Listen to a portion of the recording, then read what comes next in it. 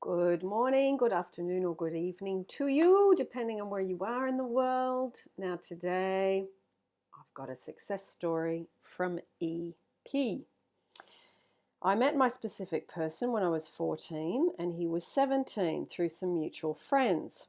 I was in love with him from the moment I saw him. We started off as friends, and I soon got used to the idea that he wasn't in love with me. I was extremely overweight at the time and I had really low self-esteem. Throughout the years I always wanted something more, but it never worked out. I would find someone else and he was always getting jealous, but then when things didn't work out, he would not want me then. He always told people that if we were to get married, he would marry me. We even baptized a child together and we were best man and maid of honor for our mutual friends. In September of 2013, I decided to go on a strict diet and I raised my self-esteem and see if he would notice me then. I released 50 pounds and after a lot of back and forth between us, I decided to just let him go. In August of 2014, he called me at midnight on my birthday to show me he remembered, and although I was seeing someone else, he would call me and we would just talk for hours as friends. Once things ended with the guy I was seeing, we started getting closer and eventually got together. In the third year of our relationship, he started getting hives and being sick all the time, and I started wanting more.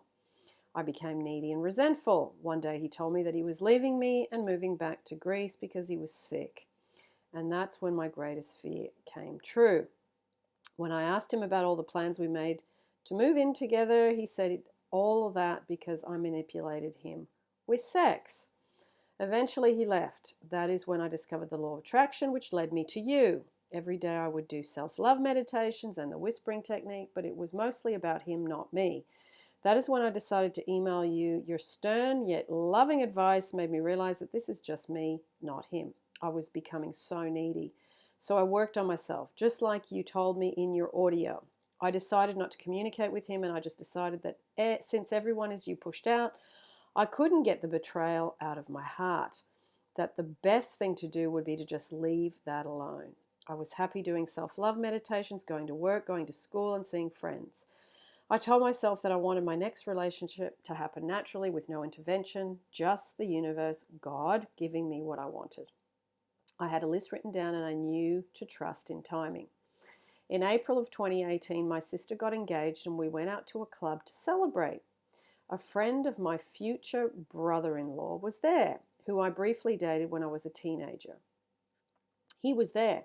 I was in such a good place that night. We immediately connected. We are now together for almost 4 months, and it is going great. I also found it funny that I did manifest an ex-back, just not the one I thought I would.